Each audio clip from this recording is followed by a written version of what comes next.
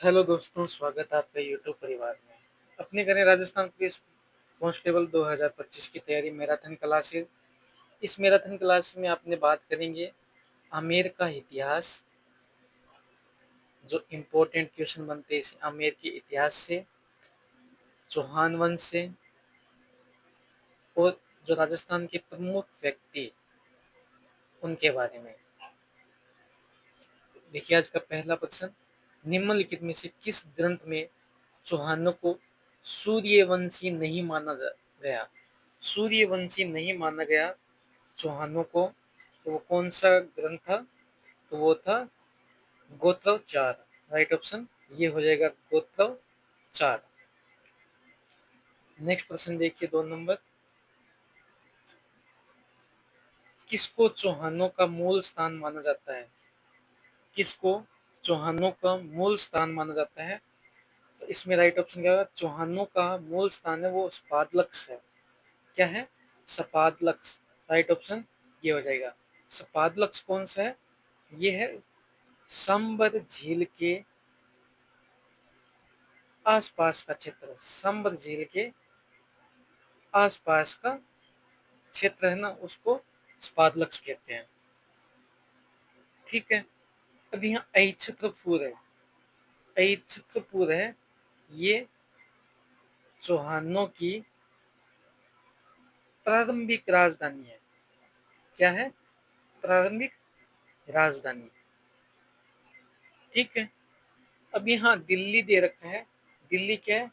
जो अजमेर के चौहान है ना, अजमेर के चौहानों द्वारा अधिकार कर लिया गया दिल्ली पर। ठीक है। अब चौहानों के कुल देवता, कुल देवता कुल देवता कौन है चौहानों के? तो वो है हर्षनाथ। हर्षनाथ कहाँ पे है? सीकर में। ठीक है। अब यहाँ बात कर लेते हैं चौहानों की कुल देवी। चौहानों की कुल देवी, चौहानों की कुल देवी कौन सी है? शाकंभरी माता। चौहानों की कुल देवी कौन सी है? शाकंभरी माता। यहाँ बात कर लेते हैं कि सीकर के जो चौहान है, सीकर के चौहानों की कुल देवी, सीकर के चौहानों की कुल देवी कौन सी है? तो जीण माता। सीकर के चौहानों की कुल देवी है जीण माता। और नाडोल और जालोर, नाडोल और जालोर के जो चौहान है उनकी कुल देवी कौन सी है? उनकी कुल देवी है आशापुरा माता। कौन सी? आशापुरा माता। ये अपने को ध्यान में होनी चाहिए। चौहानों की कुल देवी है शाकंभरी माता, सीकर के चौहानों की कुल देवी जीवन माता, नाडोल और जालोर के चौहानों की कुल देवी है आशापुरा माता। नेक्स्ट प्रश्न देखिए, अजमेर के चौहानों को किस नाम से भी जाना जाता है? अजमेर के चौहानों को किस नाम से भी जाना जाता है? देखो, जालोर के चौहान वो कौन से? कीर्तिपाल। ठीक है। रणथंभौर के चौहान गोविंदराज, गोविंद राज। स्पादलक्स के चौहान वासुदेव। और नाडोल के चौहान लक्ष्मण सिंह, लक्ष्मण सिंह। तो यहाँ अजमेर के चौहान है वो स्पादलक्स के चौहान वासुदेव। राइट ऑप्शन 3 नंबर। नेक्स्ट प्रश्न देखिए, निम्नलिखित चौहान शासकों में से हर्षनाथ का निर्माण किसने किया था? हर्षनाथ का निर्माण किसने किया था ये पूछा है। हर्षनाथ का निर्माण है वो गुवक प्रथम ने किया था। किसने? गुवक प्रथम। गुवक प्रथम है, ये पहला स्वतंत्र शासक था। पहला स्वतंत्र चौहान शासक। चौहानों का ये पहला स्वतंत्र शासक था। ठीक है। अजय राज है यहाँ पे, जिसने अजय मेरू दुर्ग का निर्माण किया। और टकसाल। ठीक है। और अजय राज की एक बात और ध्यान रखना, अजमेर की स्थापना की थी, अजमेर की स्थापना अजय राज ने की थी कब? 1113 ईस्वी में। नेक्स्ट प्रश्न देखिए, जयानक रचित पृथ्वीराज विजय में एक शासक की प्रशंसा में लिखा गया कि उसने पुष्कर पर आक्रमण करने वाले 700 चालुक्यों को मार गिराया, जिसमें से उस शासक का नाम बताइए। जयानक जो रचित द्वारा पृथ्वीराज विजय उस शासक में एक प्रशंसा की लिखी गई है कि पुष्कर में आक्रमण करने वाले 700 चालुक्यों को मार गिराया। तो उस शासक का नाम था पृथ्वीराज प्रथम। राइट ऑप्शन, पृथ्वीराज प्रथम। नेक्स्ट प्रश्न चलते हैं, निम्न कथनों में से कौन सा एक कथन सत्य अजमेर के कोहान राजा अजय देव के विषय में सही नहीं है? नेक्स्ट, ये यहाँ पे ऑप्शन गलत हो गया। नेक्स्ट प्रश्न देखते हैं, अर्णोराज के बारे में निम्नलिखित में से कौन से कथन सत्य है? अर्णोराज के बारे में निम्नलिखित में से कौन से कथन सत्य हैं वो बताइए। अपने राजकाल के प्रारंभ में उसने एक गजनवी आक्रमण को खदेड़ दिया, बिल्कुल सत्य बात है, गजनवी आक्रमण को खदेड़ दिया था।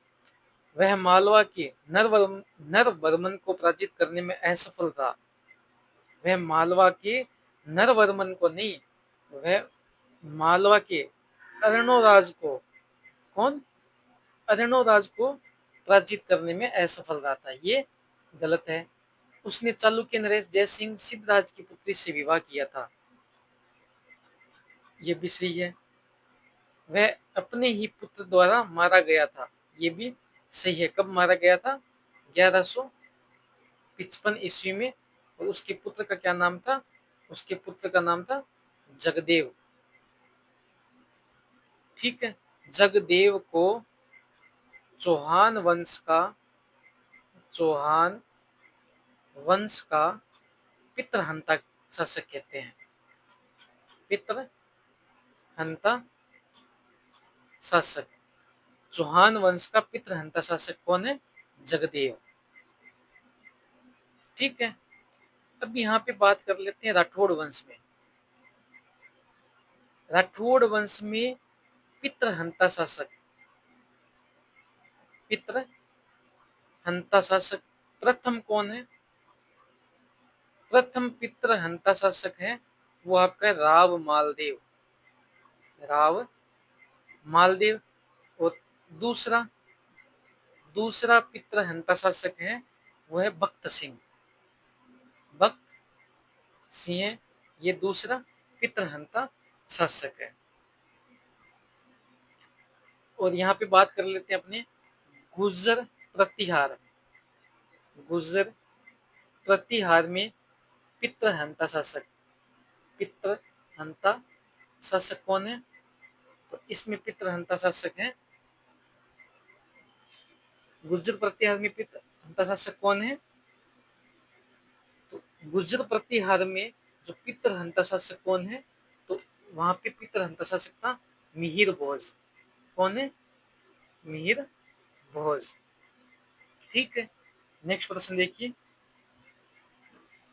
ललित विग्रह राज की रचयिता सोमदेव किस चौहान शासक के दरबार में था?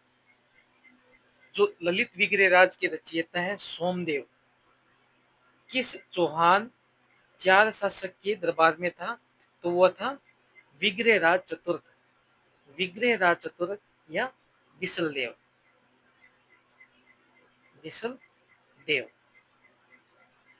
ठीक है। नेक्स्ट प्रश्न देखिए, अजमेर का पराक्रमी चौहान शासक जिसने दिल्ली पर विजय प्राप्त कर उसे अपने साम्राज्य में शामिल कर लिया वह था? अजमेर का पराक्रमी चौहान शासक कौन था जिसने दिल्ली पर विजय कर अपने साम्राज्य में शामिल कर लिया था? वो था विग्रहराज चतुर्थ। कौन था? विग्रहराज चतुर्थ था। ठीक है।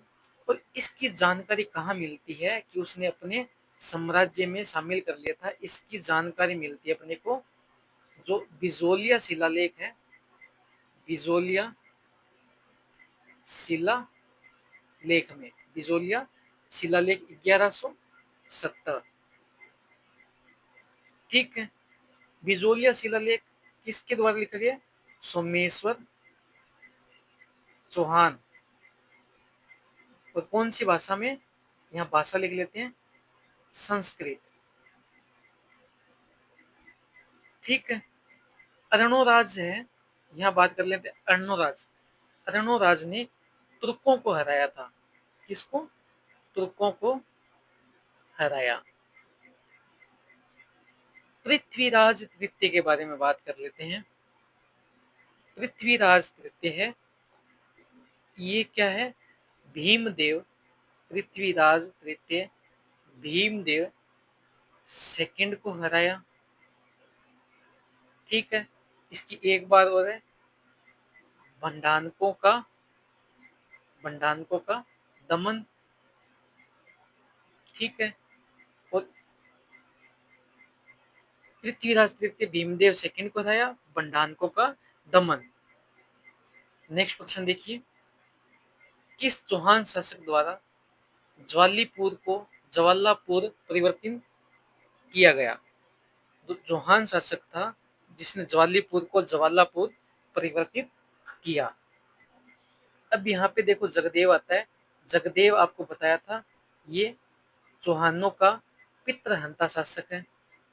पितृहंता शासक, इसने शासन किया था 1155 से लेकर 1158 तक। ठीक है। विग्रहराज चतुर्थ, विग्रहराज चतुर्थ है। विग्रहराज चतुर्थ के जो शासन काल है, अजमेर के चौहानों का स्वर्णिम काल, अजमेर के चौहानों का स्वर्ण काल कहते हैं विग्रहराज चतुर्थ को। इसने शासन किया था 1158 से लेकर 1163 ईस्वी तक। ठीक है, ये अपने को ध्यान में होनी चाहिए। विग्रहराज चतुर्थ ने दिल्ली में शिवालिक, दिल्ली में शिवालिक स्तंभ का निर्माण कराया। विग्रहराज चतुर्थ ने, विग्रहराज चतुर्थ ने सरस्वती कंठाभरण, सरस्वती कंठाभरण संस्कृत पाठशाला का निर्माण, पाठशाला का निर्माण करवाया था। और एक अंतिम है कि विग्रहराज चतुर्थ ने बिसलपुर में, बिसलपुर में गोकर्णेश्वर, गोकर्णेश्वर मंदिर का निर्माण, मंदिर का निर्माण करवाया था। अर्णोराज, ये अर्णोराज है। अर्णोराज ने वराह मंदिर का निर्माण कराया था। वराह मंदिर का निर्माण, वराह मंदिर कहाँ पे है? पुष्कर में। ठीक है। नेक्स्ट प्रश्न देखिए, शिवालिक अभिलेख के अनुसार किस चौहान शासक ने गजनी के अमीर खुसरो शाह को परास्त किया था? जो शिवालिक अभिलेख के अनुसार चौहान शासक थे विग्रहराज चतुर्थ ने गजनी के अमीर खुसरो शाह को परास्त किया था। ठीक है। यहाँ पे देखो, दिल्ली में विग्रहराज चतुर्थ ने दिल्ली में तोमर राजाओं को हराया था। तोमर राजाओं को हराया। उसके बाद इसने खुसरो शाह को हराया, खुसरो शाह को हराया। ये इतनी बात ध्यान में रखना। नेक्स्ट क्वेश्चन देखिए, विख्यात स्मारक अढ़ाई दिन झोंपड़े का या तत्कालीन संस्कृत महाविद्यालय का निर्माण किसके द्वारा किया गया था? जो विख्यात समर डायरीन झोंपड़ा या तत्कालीन संस्कृत महाविद्यालय का निर्माण है वो विग्रह राज चतुर्थ द्वारा करवाया गया था। विग्रह राज चतुर्थ 1158 से लेकर 1165 ईस्वी तक किसने राज किया था और अजमेर के चौहान वंश चौहान वंश का स्वर्ण काल है ये विग्रह राज चतुर्थ का शासन।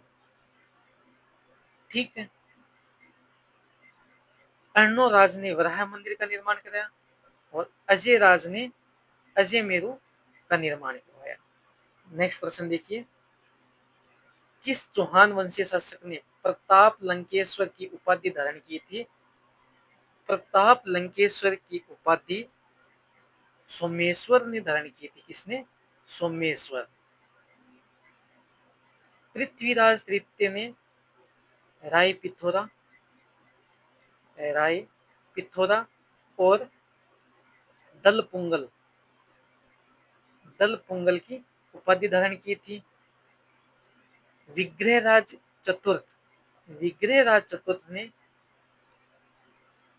विशलदेव और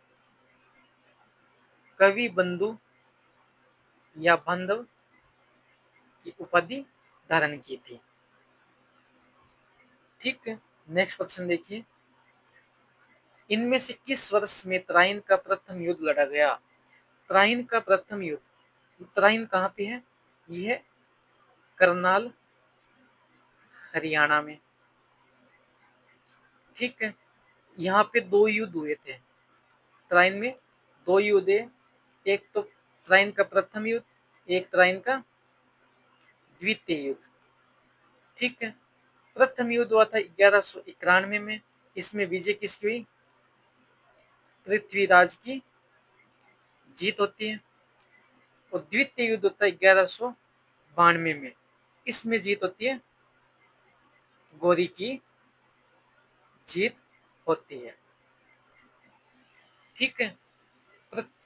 प्रथम जो त्राइन का युद्ध उसमें पृथ्वीराज की जीत होती है, द्वितीय में मोहम्मद गौरी की जीत होती है। तो राइट ऑप्शन 1191। ठीक है। नेक्स्ट क्वेश्चन देखिए, कौन सा किला महान चौहान शासक पृथ्वीराज चौहान तृतीय ने बनवाया था?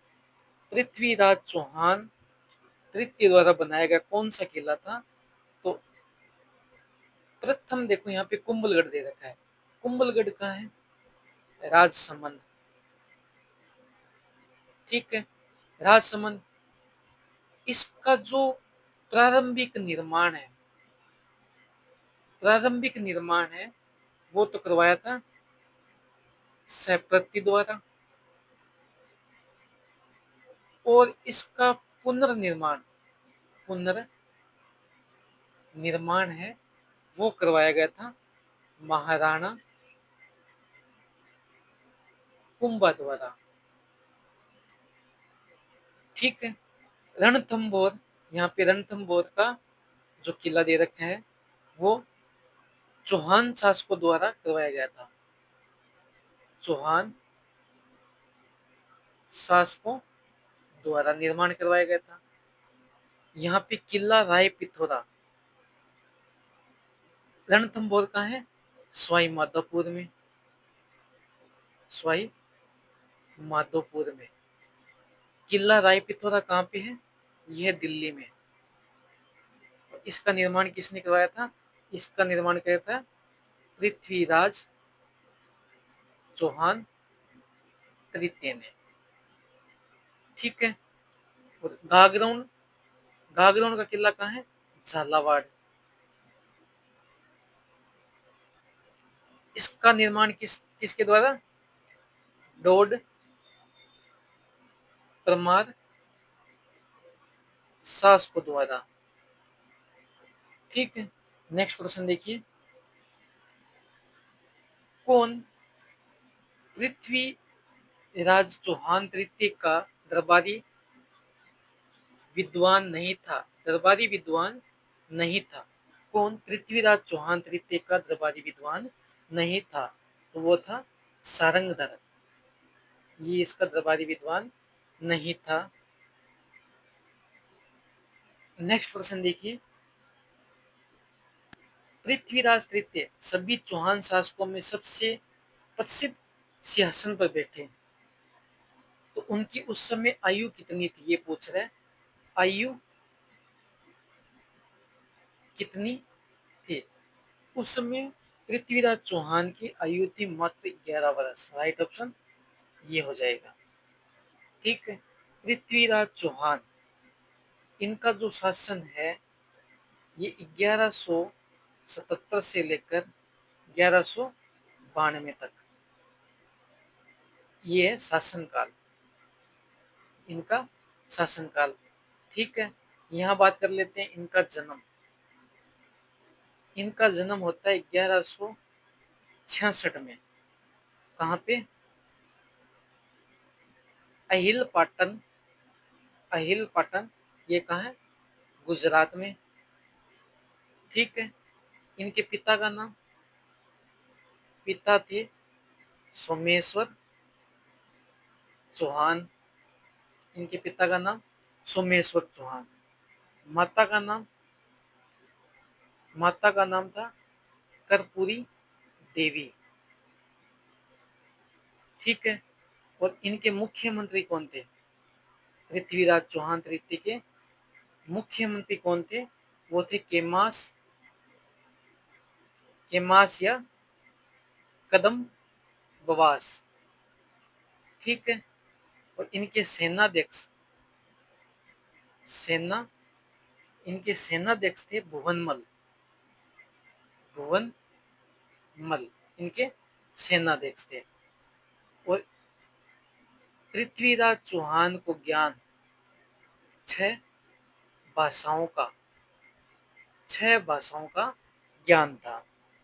ठीक है, नेक्स्ट प्रश्न देखिए, कौन सा एकमात्र ग्रंथ दावा करता है कि पृथ्वीराज, राजा पृथ्वीराज की मृत्यु त्राइन के युद्ध के मैदान में हुई?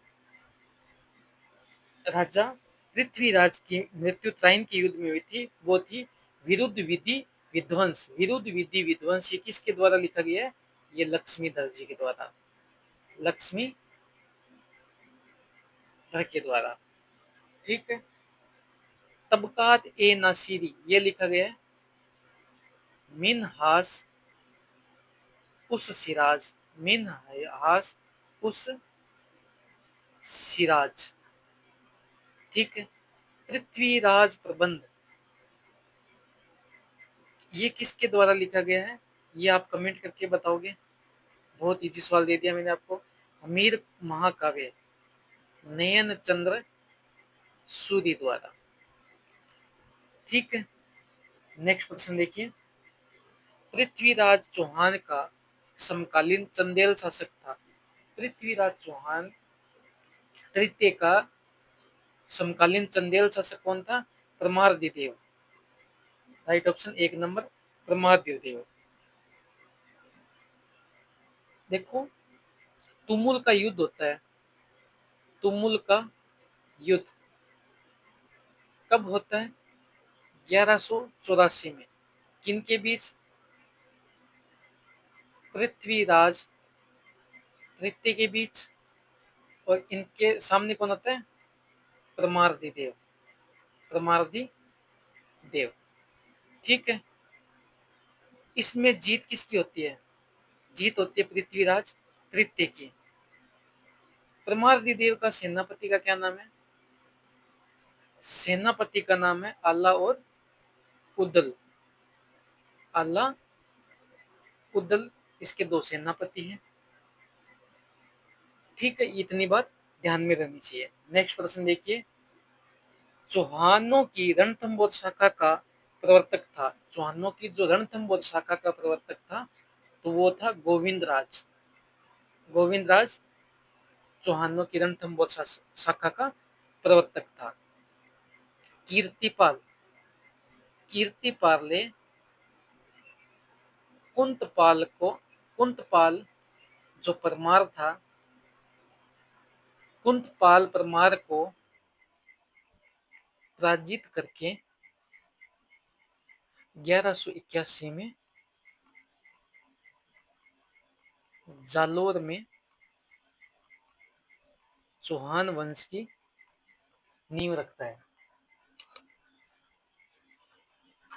हमीर हमीर रणथंभौर का सबसे शक्तिशाली शासक है। ठीक है। गोविंद राज है, ये रणथंभौर में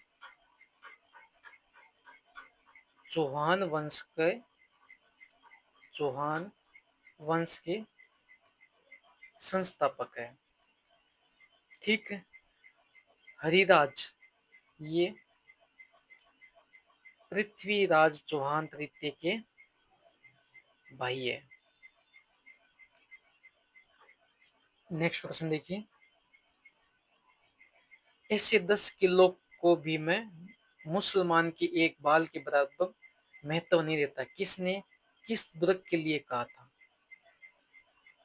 जलालुद्दीन ने रणथंभौर दुर्ग के लिए कहा था, ऐसे 10 किलो को भी मैं मुसलमान के एक बाल के बराबर महत्व नहीं देता।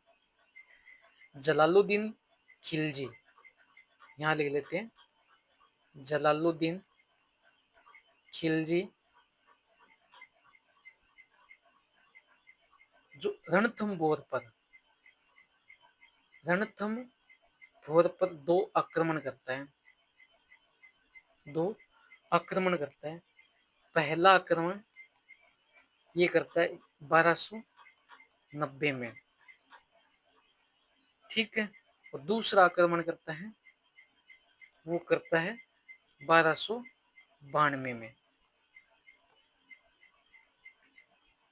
नेक्स्ट प्रश्न देखिए, रणथंभौर का युद्ध सन 1301 ईस्वी में निम्नलिखित में से किसके मध्य हुआ था? 1301 में रणथंभौर का युद्ध है, वो अलाउद्दीन खिलजी और हमीर के मध्य हुआ था। Right option 2 number, Alauddin Khilji और हमीर के मध्य। मोहम्मद गोरी और पृथ्वीराज, इनके बीच होता है त्राइन का युद्ध। दो युद्ध होते हैं, एक 1191, दूसरा 1192। फिर अलाउद्दीन खिलजी और हमीर के मध्य होता है 1301 रणथंभौर का युद्ध। अलाउद्दीन खिलजी रतन सिंह चित्तौड़गढ़ में इनका युद्ध होता है, चित्तौड़गढ़ 1303। बाबर और राणा सांगा, इनमें होता है खानवा का युद्ध, ये होता है 17 मार्च 1527। ठीक है। रणथंभौर में प्रथम शाखा होता है, रणथंभौर का पतन या शाखा बोलते हैं अपने, तो वो होता है 11 जुलाई 1301 ईस्वी में। ठीक है। जोहर कौन करती है? जोहर करती है रंग देवी। और केसरिया कौन करता है? यहाँ पे यहाँ लिख देते हैं केसरिया, यहाँ पे केसरिया कर लेता है हमीर देव चौहान। जोहर रंग देवी, केसरिया कर लेता है हमीर देव चौहान। नेक्स्ट प्रश्न देखिए, रणथंभौर की विजय के उपरांत अलाउद्दीन खिलजी ने इस दुर्ग को किसके अधिकार में सौंपा था? अलाउद्दीन खिलजी ने इस दुर्ग को जीतने के बाद उल्गू खान को रणथंभौर दुर्ग सौंप दिया था। ठीक है। इसमें अलाउद्दीन खिलजी के सेनापति कौन कौन है? तो यहाँ पे सेनापति देख लो, एक है उल्गू खान, दूसरा है अलप खां, तीसरा है नुसरत खां। ये तीन इसके सेनापति है। और यहाँ पे हमीर के सेनापति कौन है? हमीर के सेनापति इसमें धर्म सिंह, धर्म सिंह और भीम सिंह, ये दो इसके सेनापति हैं। यहाँ पे इस युद्ध में जो नुसरत खां है युद्ध में लड़ता हुआ मारा गया, लड़ता हुआ मारा जाता है। कौन? नुसरत खां 1300 ईस्वी में। नेक्स्ट प्रश्न देखिए, निम्नलिखित में से किस राजधानी ग्रंथ में अल्लादीन खिलजी की जालोर विजय का विवरण मिलता है?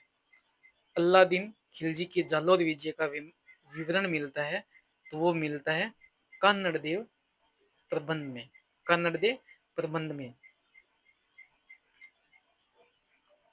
नेक्स्ट प्रश्न देखिए, कन्नड़ देव का मुख्यमंत्री कौन था? कन्नड़ देव का मुख्यमंत्री था वो जेता देवड़ा था। कौन? जेता देवड़ा कन्नड़ देव का मुख्यमंत्री। नेक्स्ट प्रश्न देखिए, अलाउद्दीन खिलजी ने किस दुर्ग को जीतकर उसका नाम खेराबाद रखा? खेराबाद है वो जो सिवाना दुर्ग है, सिवाना दुर्ग को जीतने के बाद इसका नाम खेराबाद रख दिया गया। सिवाना दुर्ग को कुम्मट दुर्ग भी कहते हैं, कुम्मट दुर्ग या मारवाड़ की शरणस्थली, या इसको बोलते हैं जालोर दुर्ग की कुंजी। ठीक है, जालोर दुर्ग को जीतने के बाद नाम रखा गया था जलालाबाद, इसका नाम चेंज हुआ था जलालाबाद। उदयपुर का नाम चेंज करके रख दिया गया था मुहम्मदाबाद, मुहम्मदाबाद। और जयपुर का नाम परिवर्तन करके रखा गया था इस्लामाबाद, इस्लामाबाद।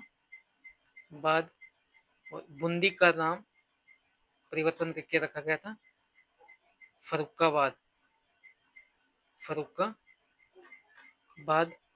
और गागरोन का नाम चेंज करके रखा गया था मुस्तफाबाद, मुस्तफाबाद।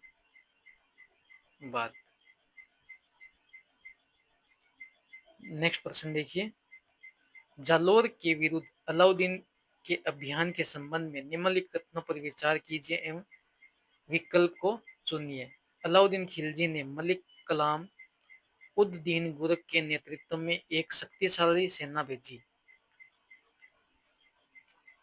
सत्य है। जालोर के दैया सेजवल विक्रम को स्वर्ण का लालच देकर सुल्तान की सेना का गुप्त मार्ग से जालोर दुर्ग में प्रवेश करवा दिया गया था। तो इसमें 1 नंबर और 2 नंबर दोनों सत्य है। नेक्स्ट प्रश्न देखिए, अलाउद्दीन खिलजी की विजयों को कालक्रम अनुसार व्यवस्थित करने रणथंबोर युद्ध हुआ था रणथंबोर का 1301 में, जालोर का हुआ था 1311, चित्तौड़ हुआ था 1303 और सिवाना हुआ था 1308।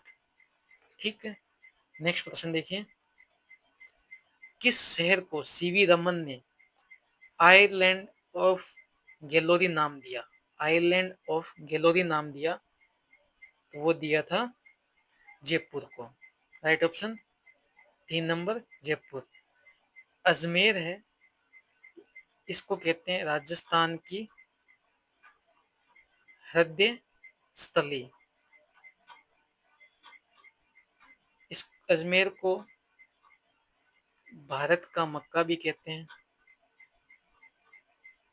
अजमेर को अंडों की टोकरी भी कहते हैं, अंडों की टोकरी।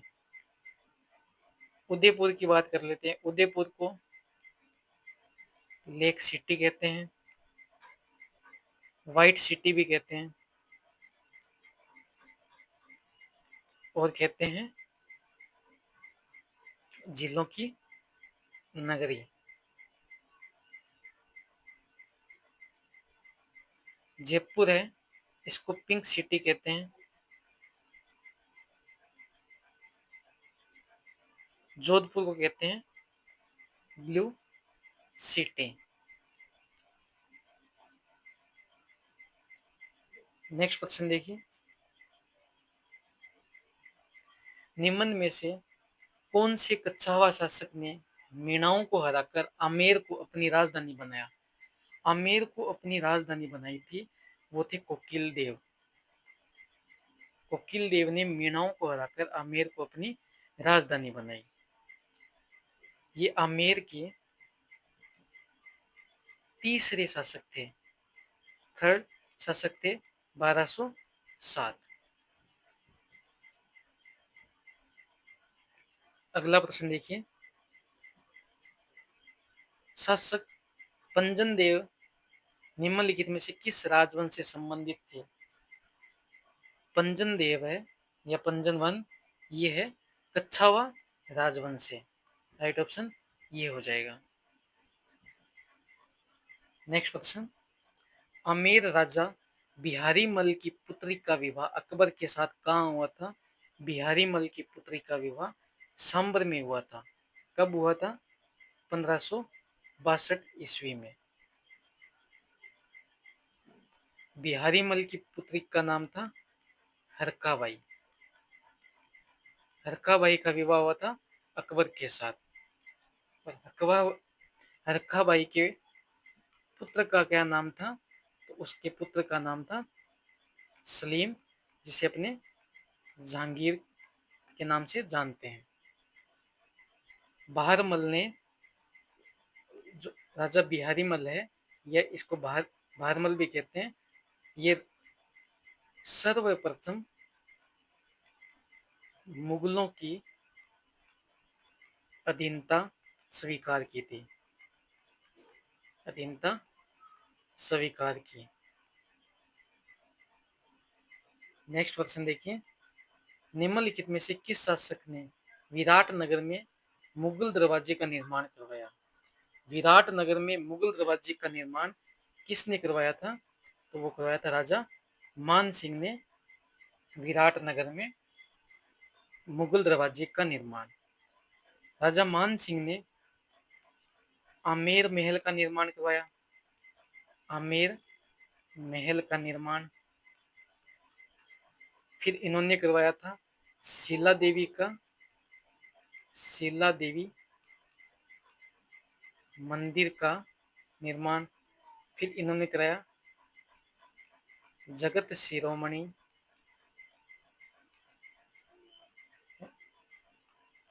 रानी कनकावती के द्वारा।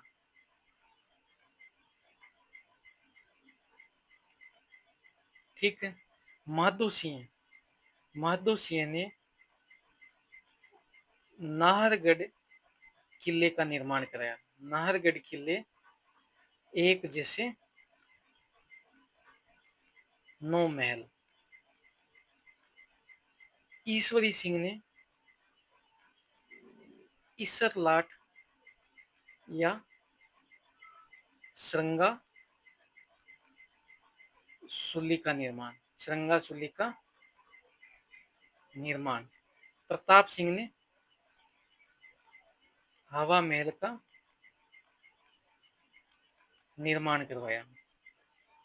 नेक्स्ट प्रश्न देखिए, अकबर द्वारा मान सिंह को निम्नलिखित में से कौन से मुगल प्रांतों का सूबेदार या राज्यपाल नियुक्त किया गया?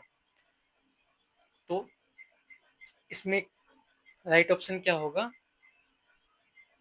गुजरात को छोड़ के बाकी सभी जगह मान सिंह को काबुल, बिहार, बंगाल में सूबेदार या राज्यपाल नियुक्त किया गया था। नेक्स्ट प्रश्न देखिए, जहांगीर ने बादशाह बनने के बाद किस राजपूत शासक के मनसब में कमी की थी? जहांगीर ने बादशाह बनने के बाद मान सिंह के मनसब में कमी कर दी। मान सिंह को अकबर प्रारंभ में अकबर द्वारा प्रारंभ में 5,000 का मनसब मिलता था। फिर अकबर ने 1605 में पुनः 7,000 का मनसब किया। किसका? मान सिंह का। नेक्स्ट क्वेश्चन देखिए, किस राजपूत राजा ने हरिनाथ, सुंदरदास, जगन्नाथ जैसे विद्वानों को संरक्षण प्रदान किया था?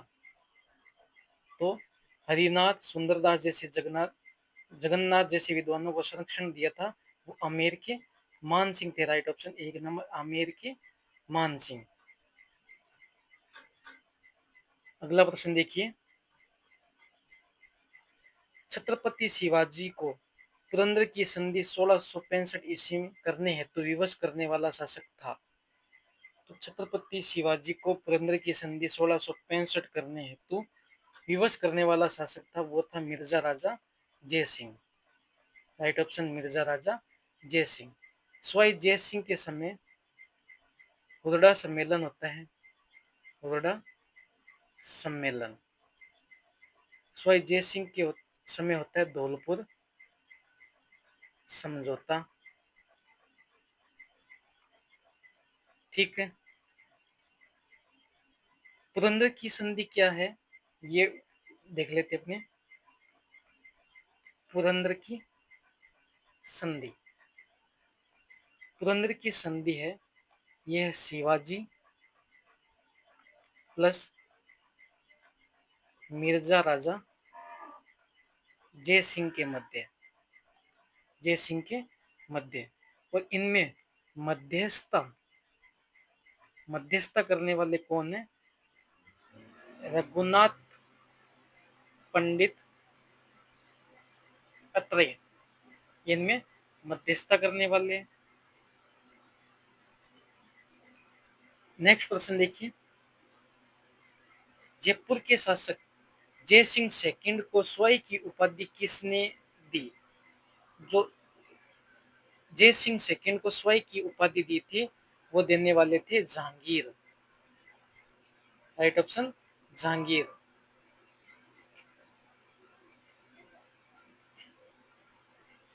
नेक्स्ट प्रश्न देखते हैं,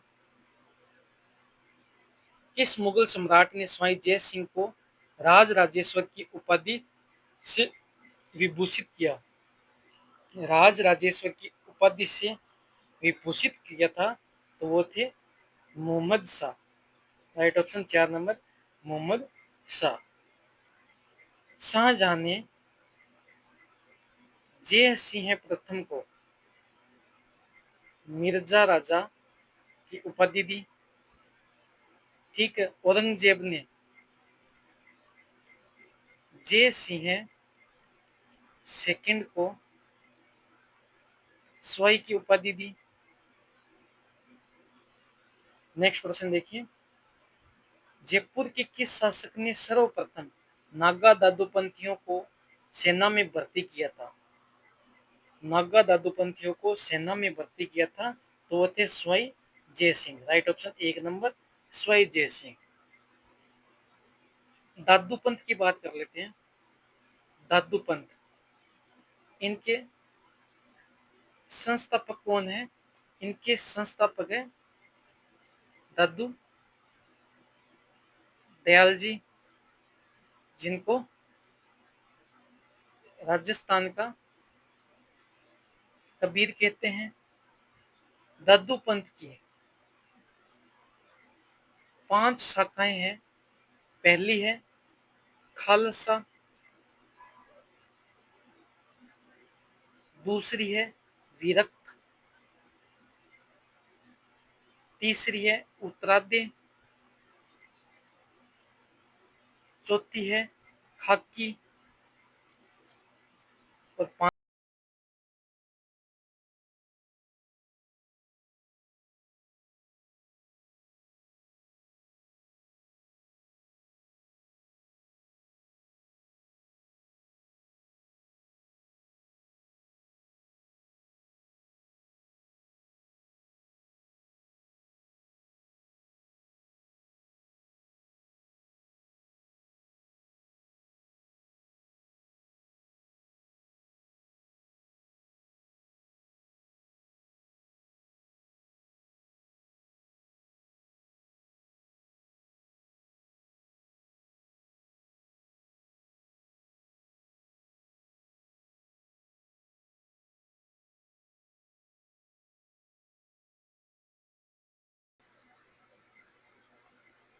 इन्होंने सूरत खाने का निर्माण करवाया। सूरत खाने का निर्माण स्वयं मान सिंह जो प्रथम है उनकी बात कर लेते हैं। इन्होंने आमेर महल, शिला देवी मंदिर का निर्माण, और स्वयं प्रताप सिंह है, इन्होंने हवा महल का निर्माण करवाया। आज का अपना अंतिम प्रश्न साथियों, हुरडा सम्मेलन किस वर्ष आयोजित हुआ था? यहां बात कर लेते हैं हुरडा सम्मेलन की। ये मराठों के खिलाफ था, मराठों के खिलाफ। ठीक है, ये आयोजित कब होता है? ये आयोजित किया जाता है 17 जुलाई 1734। कहाँ पे? भीलवाड़ा में। इसको आयोजक आयोजक करने वाले हैं स्वयं जय सिंह। स्वयं जय सिंह आयोजक करता है, और इसके जो अध्यक्ष हैं वो है महाराणा जगत सिंह। महाराणा जगत सिंह सेकंड मेवाड़। ठीक है, इसमें अन्य राजा भी थे। अन्य राजा कौन कौन से थे? पहले बात कर लेते हैं अभय सिंह। अभय सिंह ये कहाँ के थे? ये थे जोधपुर के। फिर 2 नंबर पे आते हैं जोरावर सिंह। जोरावर सिंह ये है बीकानेर। फिर 3 नंबर पे थे बख्त सिंह, जो कहाँ के? नागौर के। फिर आते हैं राज सिंह, जो कहाँ से हैं? किशनगढ़। और अंतिम है गोपाल सिंह। गोपाल सिंह कहाँ के राजा हैं? करौली के। हुरडा सम्मेलन आयोजित होता है 17 जुलाई 1734। Right option 1 number. ज्यादा से ज्यादा शेयर, लाइक, कमेंट कीजिए। मिलते हैं अपने नेक्स्ट मैराथन क्लासेस में। तब तक आप अच्छे से तैयारी कीजिए, आपका एग्जाम बहुत जल्दी होने वाला है। धन्यवाद।